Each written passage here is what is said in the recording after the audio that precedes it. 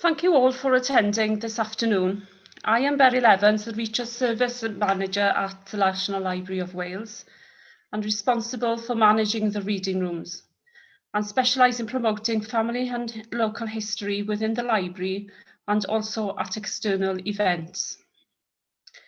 My intention this afternoon is to give you a brief overview of how to start your research, if you have not already done so, and what resources are available through the National Library to further your research. If you have any questions during the session, please leave them in the chat and I shall answer them at the end. Over the years, I've had many conversations with people saying they have always wanted to start researching their family history, but have had no idea of where to start or what to do. The simple answer is to start with yourself. Work backwards to your parents and your grandparents and make a note of any events within the family, the generations before you will remember details of births, marriages and deaths.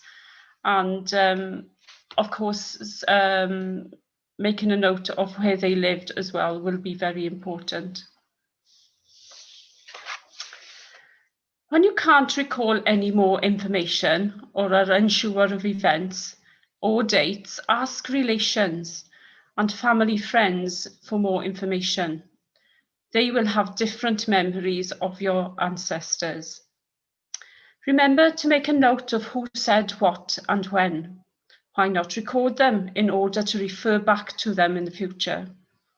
This is so easy these days, as most mobile devices have cameras and recording devices built into them.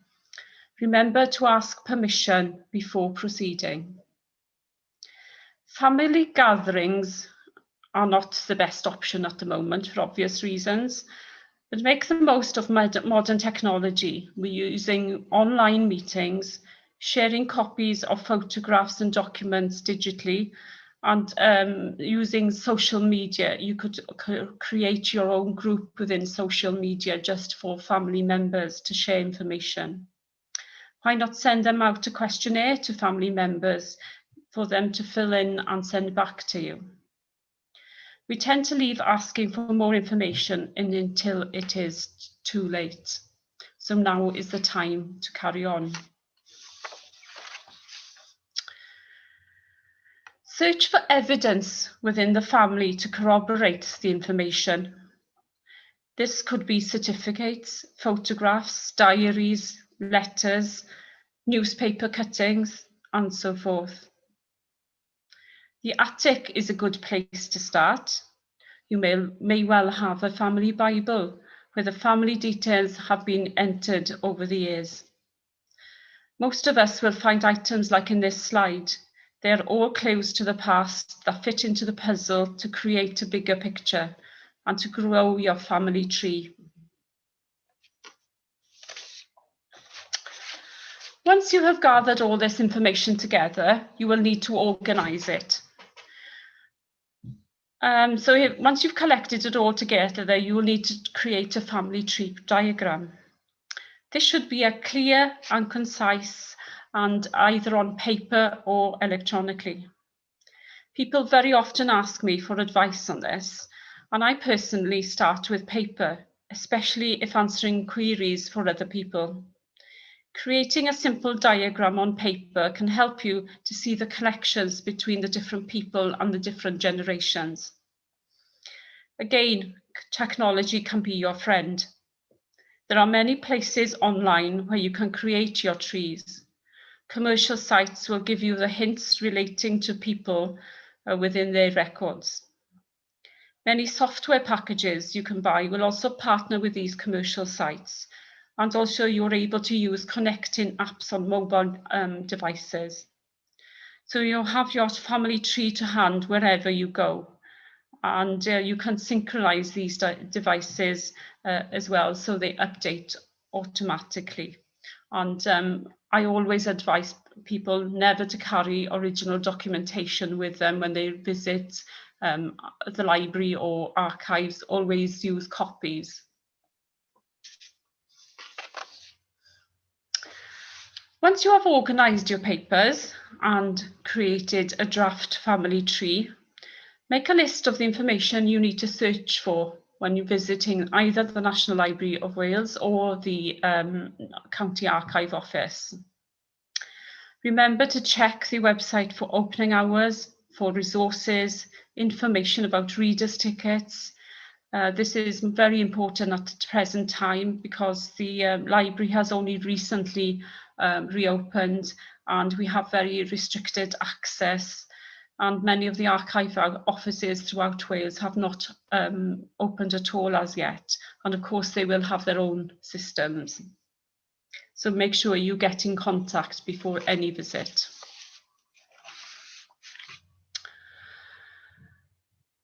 Before your visit to the library, you need to read the information on the Visit Us tab on our website.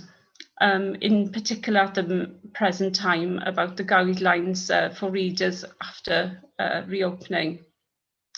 And these are regularly updated, so double check them before any intended visit.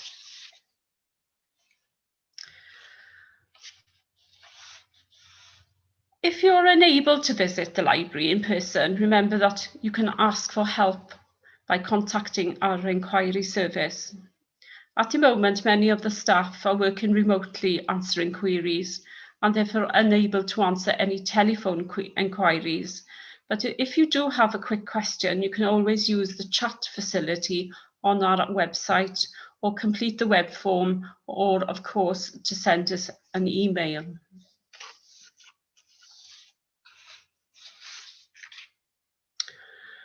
So you have done some of the preparation work on your family tree. So what next?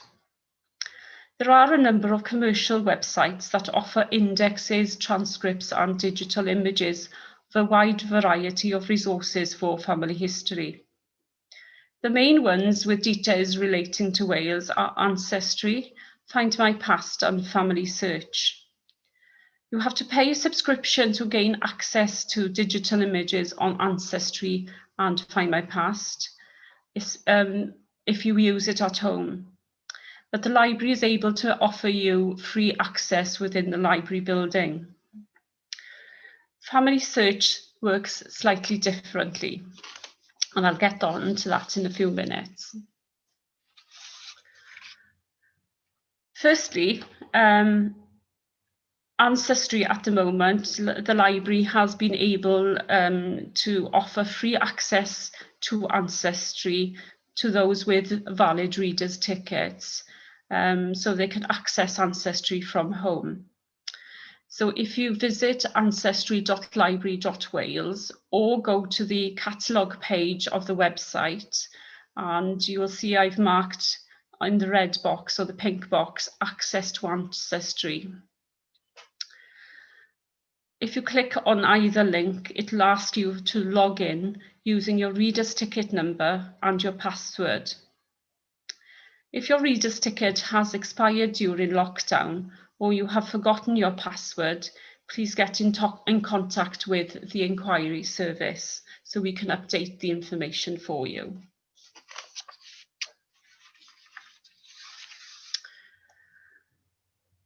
FamilySearch is available free of charge online, but to see some of the digital images, you have to visit special centres.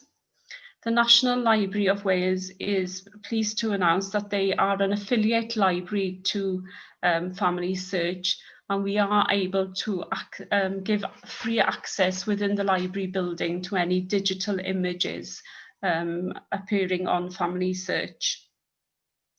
Unfortunately, we're unable to offer access outside the library as we are able to with Ancestry at the moment.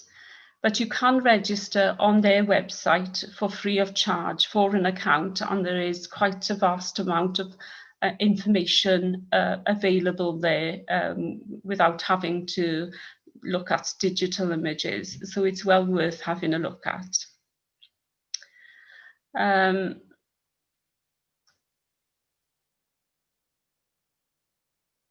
There are many digital images from the library's own collections that have not been indexed by FamilySearch on the website. And once you visit the Wales page on the website, if you scroll down to image-only historical records, and then to Wales Court and miscellaneous records from 1542 to 1911, you will be able to access a few collections without visiting the library.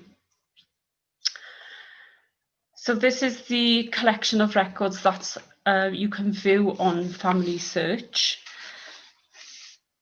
Probably the marriage bonds are the most likely to be used by family historians. An index can be found on the National Library of Wales catalogue up to 1837. This will help you find the year and the document number within the collection. After this date, you will need to know the approximate year of the marriage and, of course, the diocese where it took place. This is not an ideal alternative, but while the library has restricted access, and for those that aren't able to access the library due to not having the necessary reader's ticket, it is an alternate option.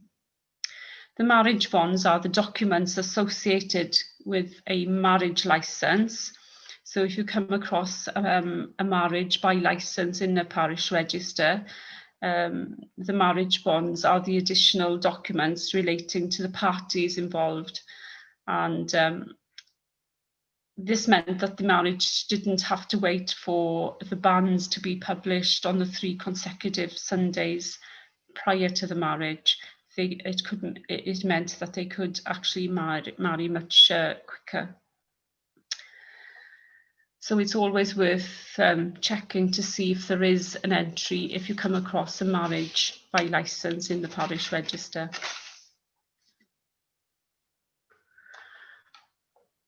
Once you find the diocese and you're in the index, you just work your way through the digital images to the correct one. And this is an example of the type of document you will come across. This one is for James Lewis of the parish of Cynwyl Elfed, who is noted as a widower. That's information that you may not come across in the actual marriage entry. He was going to marry Anne Evans of Llandog. She was a spinster and both were over the age of 21. Anne was a resident of Llandog and had been for over 4 weeks, which was a requirement for marriage within the parish at this time. Sometimes the documents will give the name of the place of the property where they lived. It'll possibly give the name of the occupation of the groom and also a more accurate age for both parties. So it's always worth checking to see what information can be found in these records. Alternatively, you can contact us through the Enquiries Service at the National Library, and we could possibly provide you with copies if you're not happy going through the FamilySearch, which can be a bit long-winded, but as I said, it's an alternative at the moment while things are quite restricted. Moving on to Find My Past. The library usually gives free access to Find My Past within the building. We can do that if you're able to visit, but we are unable to offer any free access from your home, even with a reader's ticket at the moment. But of course, you can always go onto the website and you can use the search facility to give you some idea of what collections are available, but you wouldn't be able to see the digital images of the records. Find My Past is the only site at the moment that has access to the Welsh parish registers.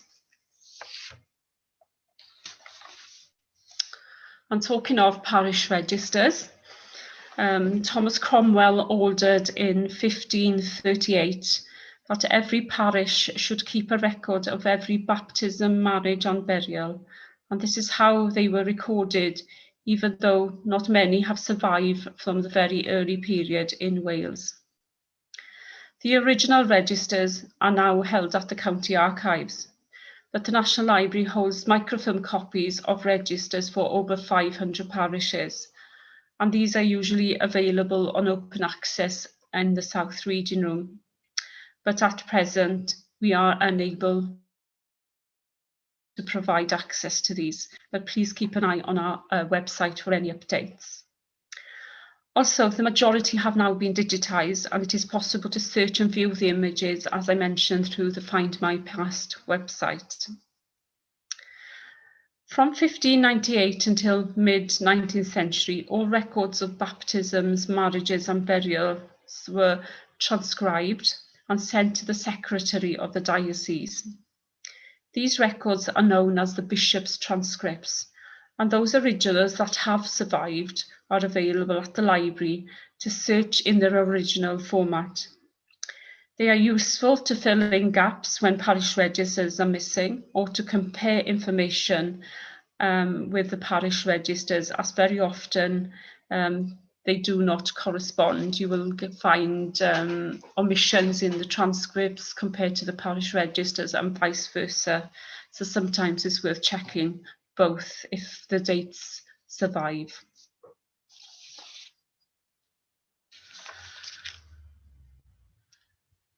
Moving on to non-conformist registers, if you're not able to find your ancestors within the parish registers, you should always consider that they may have been chapel goers or some sort of other non-conformist denomination.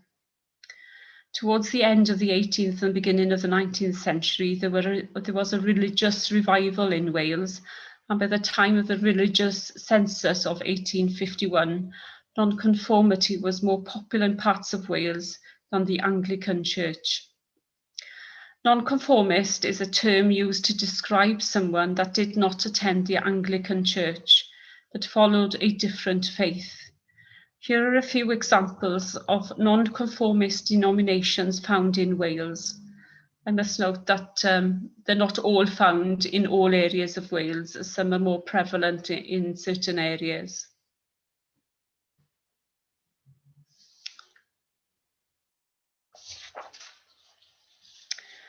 Between 1754 and 1837, following Hardick's Marriage Act, everyone except for Quakers and Jews had to marry within the parish church, even if they were nonconformists. But there was no enforcement for them to baptise and bury there.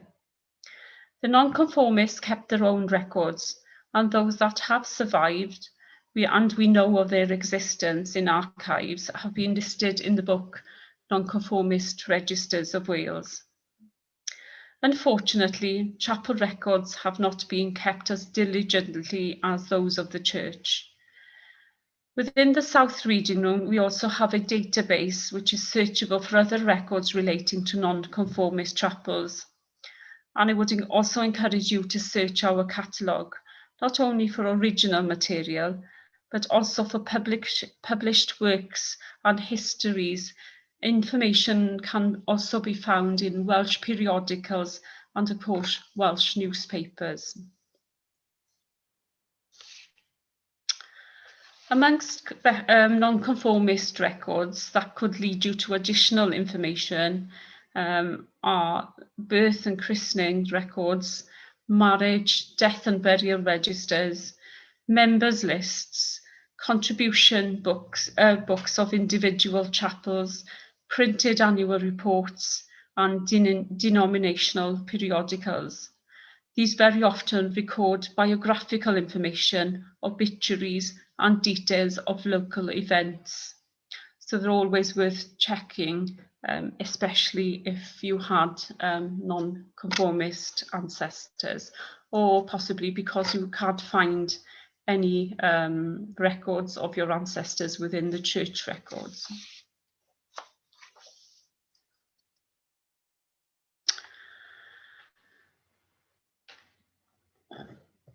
Everyone will be familiar with certificates, birth, marriage and death certificates. When civil registration began in England and Wales on the 1st of July in 1837. This is when certificates were first used, and to be very honest, there have been very few changes during the 19th and 20th century. You're unable to order a certificate from the National Library. We only have access to view the indexes. You have to order a copy of a certificate from the General Register Office online. You'll find the URL on top of the page, www.gro.gov.uk, or from the local registrar office where the event took place. Be very careful if you're purchasing any certificates elsewhere, because there are numerous websites that charge hefty fees for providing with certificates. I would always recommend anybody to go through the General Register Office to get any copies, so you don't get the additional fees. Certificates within the library's collections tend to be personal or in family archives. So we don't have one vast collection, it's just a few certificates here and there. And it is not always necessary to buy certificates to trace family members.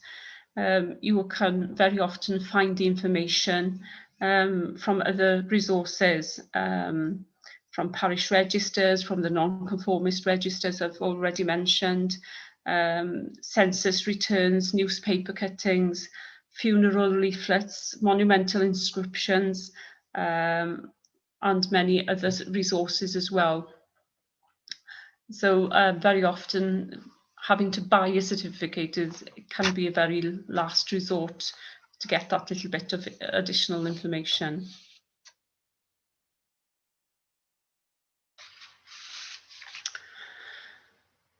Since 1841, a census has been taken every 10 years, except for 1941 due to the war. Details of people and where they lived were noted. At the moment, only from 1841 to 1911 is available due to the privacy rules. The 1921 census will be available in January 2020 through the Find My Past website. They are in the process of digitising and transcribing at the moment. Details recorded in the census has changed somewhat over the years. For example, in this slide from the 1841 census, it gives the place where they lived, the name, age, profession, and whether they were born in the county that they were living. One tip when searching the 1841 census, for anyone over the age of 15, their age was rounded down to the nearest 5. As you can see from this slide, Joseph is recorded as 40 years, and he could be anything between 40 and 44 years of age. Margaret is aged 30, so she could be between 30 and 34, sorry. So it's always worth having a look at the ages of the adult on the page to see if there is any evidence of being rounded down to the nearest 5. The rest of the people, or the children recorded on this page, probably their ages are fairly accurate because they were under 15. However, Elizabeth may be 15, but she could be anything from 15 to 19 as well. So it's very difficult if somebody's recorded as 15 just to know have they actually recorded her properly.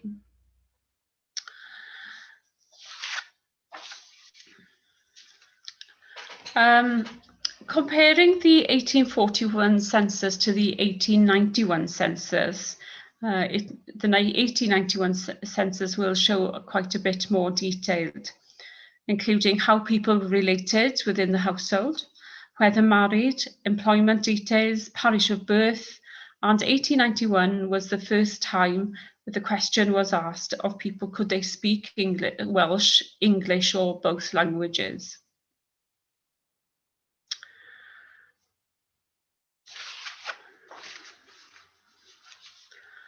The 1911 census was the first time we saw the information in the hand of our forefathers, because this was the information because before this, the information was copied from the individual household forms into enumerators' books, and the original information forms were destroyed. Also in 1911 was the first time it was asked of the wife how long she had been married, how many children, and how many were alive. In this example, Mary Williams has been married for 51 years, which was quite a feat at this time. She had had 10 children, 7 of them were still alive, but 3 had already died. If these 3 children did not appear on a previous census or had disappeared in between censuses, you could always use information from other resources to go and look for her.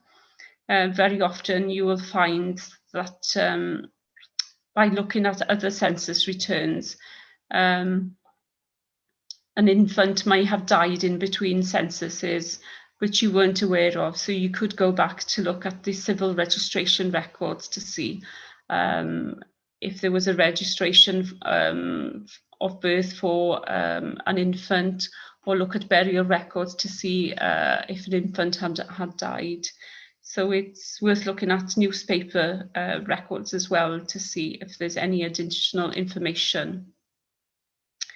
Also, Welsh forms were seen for the first time, even though they had been used previously as household forms. When the enumerator copied them into the enumerator's books, he tended to translate the information that was given. And the layout for the Welsh form is exactly the same as for the English form. And this is just a quick example of a Welsh form. I'm sure anybody that wasn't familiar with Welsh would be able to pick out the important information due to the layout of the columns.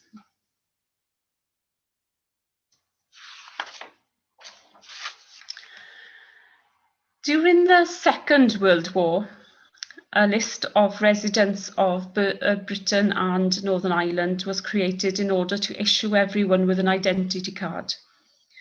The register notes the name, address, marital status, date of birth, and occupation, and can fill the gap somewhat after the destruction of the 1931 census by a fire, and no census being taken in 1941.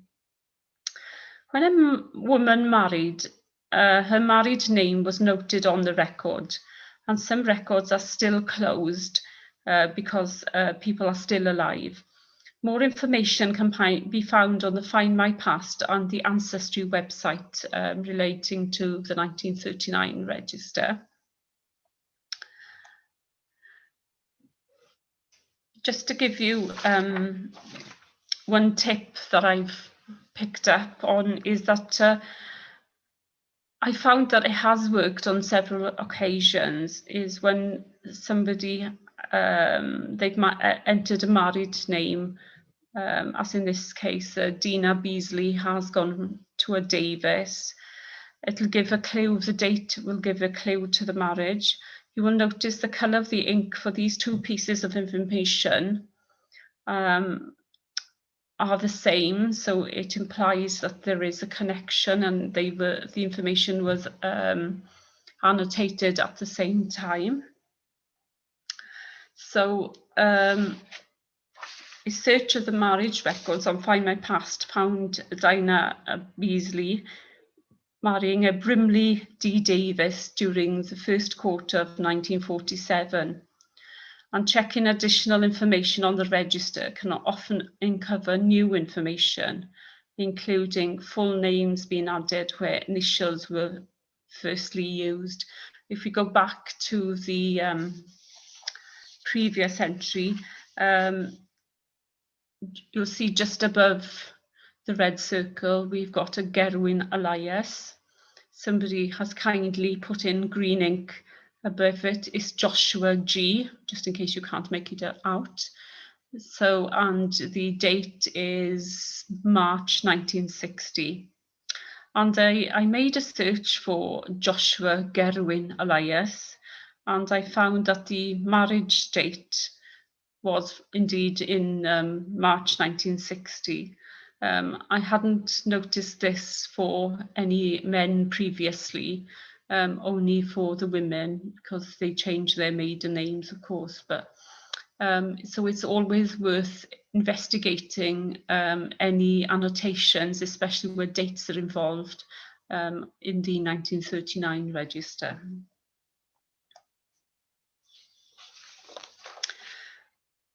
Moving on to another collection of records held here in the library, which we've done extensive work on over the years with digitising the whole collection.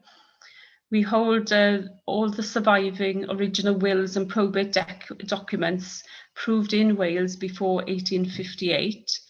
They are an invaluable resource in discovering links between individuals and families and their associates.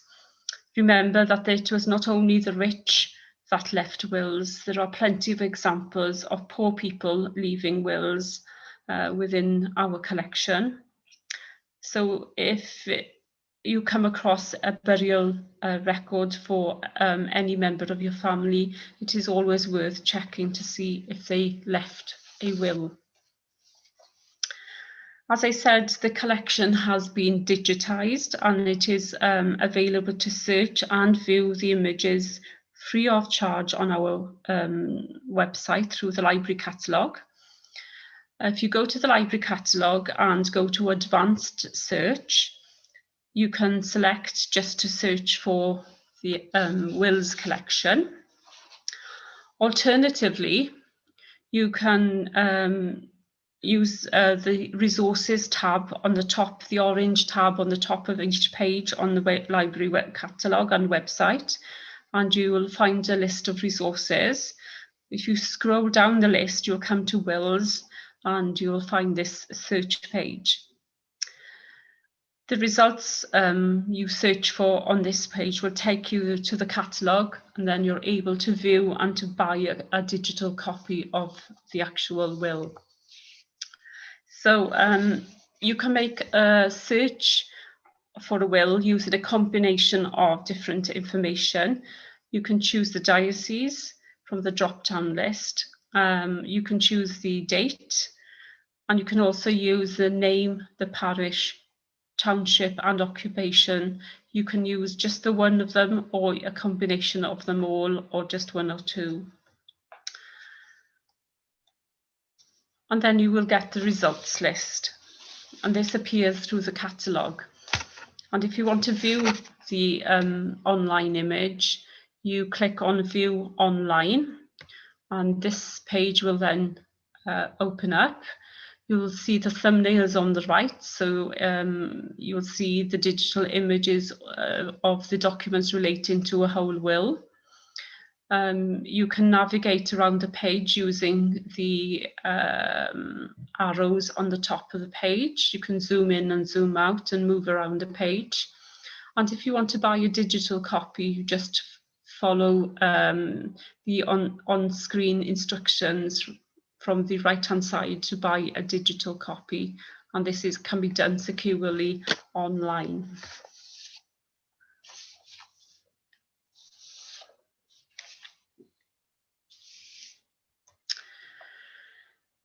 After 1858, the library holds copies of wills proved at Welsh probate registries. The system for proving wills changed in 1858. Further information can be found on our website under information for researchers, and we do have an information leaflet relating to probate records, and it gives you a list of the dioceses we hold and the covering dates of indexes to wills after 1858 and indexes and the numbers of the wills. The calendar of grants of probate were published annually as well. This was for the whole of England and Wales for wills and administrations. These are available online. The indexes are available online through Ancestry and Find My Past up to the 1960s. The National Library holds paper copies up to 1972. And there is also an online service available to buy wills after 1858. Again, this is a government site. So if you go to www.gov.uk, search will probate, or just go into a search engine and put in copies of wills, you will be able to purchase a copy online.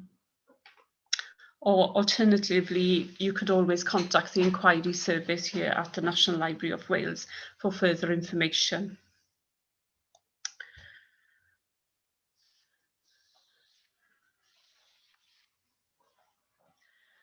Following the Tithe Commutation Act of 1836, tithe maps were created for each parish, and the schedule to go with each map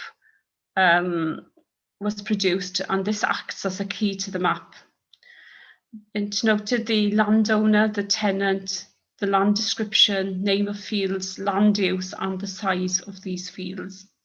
All the maps and schedules for Wales have been digitised and can be viewed online free of charge on our website called places.library.wales.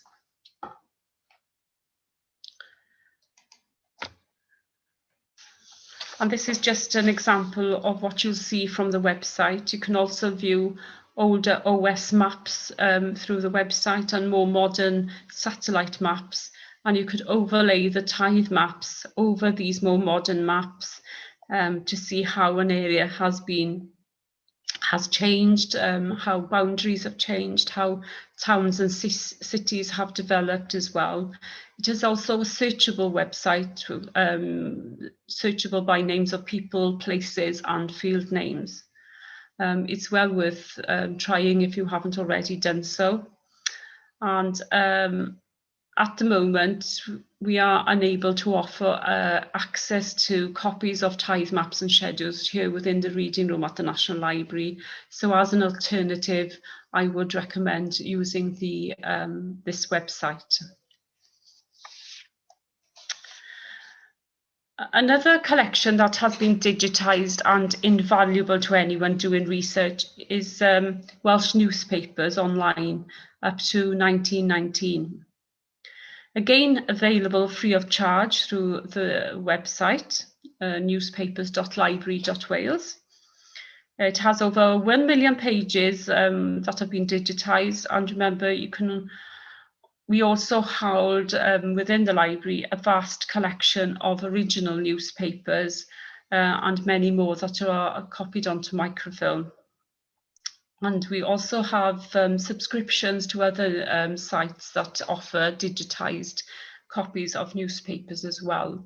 So it's always worth contacting us to see if you can get access to any newspapers in one format or another. So once you've searched on the main page on the newspapers site, you can filter your results in various different ways from the left-hand side of the page. You can filter by newspaper title, by category, date. Further down, you can see there's language, region, and illustrations. You can also make a search within the original search by using the search box on the top left. So I think for this example, I've searched for Aberystwyth, but I could, in the search box on the top left-hand side, I could search possibly for references within Aberystwyth to the castle if I wanted, if you wanted to narrow results down even further. You will also notice in the big box across the centre of the screen. It'll give you results for you to go and search to other websites related to the National Library, the Welsh Journals Online, or the Places of Wales website, which I've just previously mentioned as well. And this is a digital image of the newspaper that you'll find. Again, you can navigate around the page using the facilities at the top of the page. You can move from one page to another, one issue to another. There is a typescript on the right-hand side of the page, which you can close down so you can see more of the page. But it should have a health warning because you move from one page and one column to another, and you'll spot something different and interesting, and you'll lose hours just browsing through the newspaper pages. But again, as I mentioned, free access from home, and a lot of information can be found relating to your family history within the newspapers. Doesn't matter how insignificant you think a family member would be, it's always worth having a look to see if he's mentioned in the newspaper, or where they lived is mentioned in the newspaper.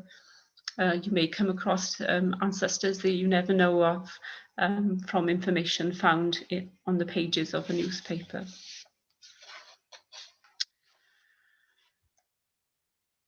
So that's briefly and quite quickly probably. I've given you some tastes of some of the resources available here through the National Library. It's impossible to cover everything, and it's not possible to go into much detail in a short session on the resources. However, please be aware that some of the resources are not accessible during these unprecedented times, and I therefore do encourage you to contact the Enquiries Service online and through the chat facility if you do have any questions. The chat facility is available Monday to Friday, 10 till 12 and 2 till 4. And any updated information regarding reopening and access to our collections will appear on our website and through our social media accounts as well. Please don't visit the library unless you've got the necessary permissions in place.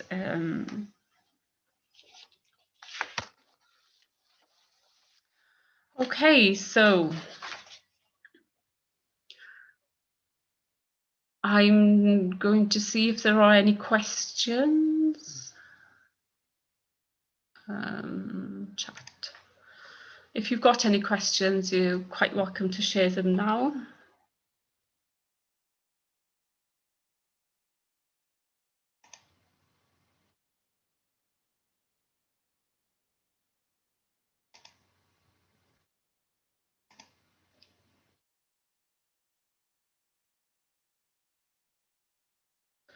I don't seem to see any questions.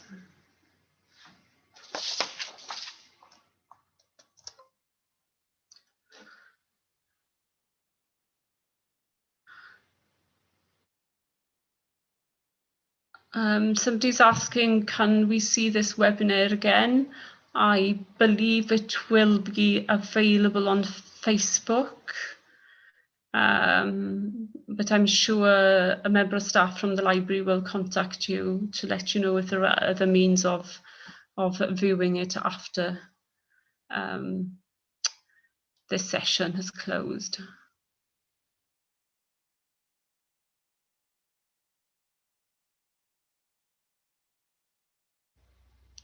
Okay, I don't seem to see any further questions. With that,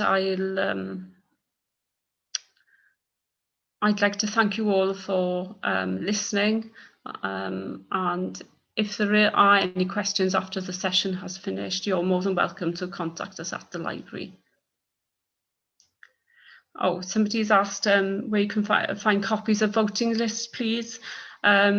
If you, again, contact the Enquiries Service, we do have a comprehensive collection of voting lists. It depends which area you're looking for. The staff will be able to check what we have available for the area you're interested in. And of course, the period you're interested in, because this will vary. Okay.